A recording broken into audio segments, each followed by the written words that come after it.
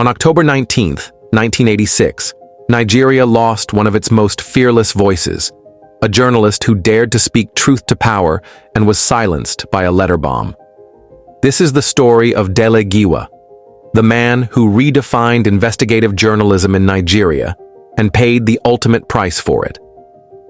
Dele Giwa was born on March 16, 1947, in Ile-Ife, Osun State, Nigeria.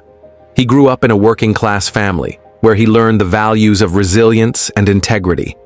His thirst for knowledge took him to the United States, where he studied at Brooklyn College and later at Fordham University.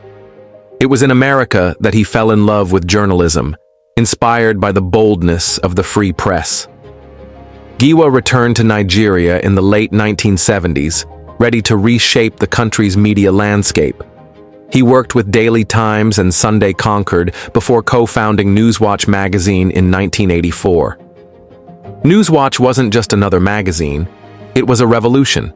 It tackled corruption, military brutality, and societal injustice head-on. Under Giwa's leadership, the magazine became a beacon of fearless reporting. His pen became a weapon, and his words shook the nation as he kept writing about the issues facing Nigeria: drug trafficking, corruption, and abuse of military rule. But speaking the truth in a military regime had consequences. Nigeria was under the rule of General Ibrahim Babangida, and freedom of speech was heavily suppressed, especially not one as influential as Dele Giwa. As Newswatch continued to publish hard-hitting stories, Giwa started receiving threats. He was reportedly under surveillance, and security agents began showing up at his home. He was even interrogated by state security over allegations that he was planning to incite unrest, a charge he vehemently denied. Human rights lawyer Gani Fawehinmi warned that Giwa's life was in danger, but Giwa refused to back down. Dele Giwa often said, "If the press is not free, the people are not free." On October 19, 1986, Giwa was at home in Lagos, enjoying a quiet Sunday with his colleague Soyinka Kayode. Then the package arrived, a parcel addressed to him personally with a government seal on it, so he thought it was an important document. It was a letter bomb. The explosion was so powerful it blew a hole in the floor.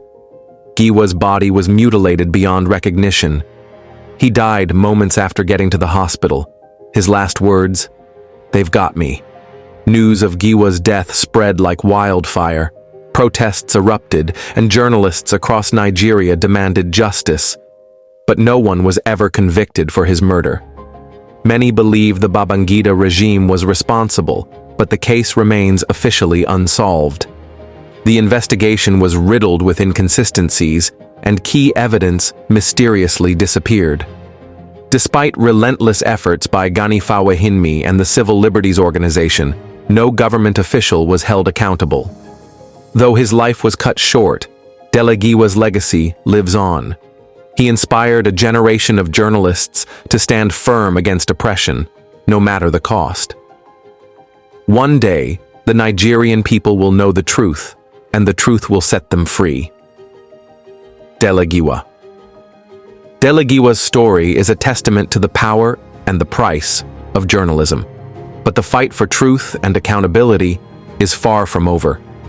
This is History Vault 360. Subscribe for more.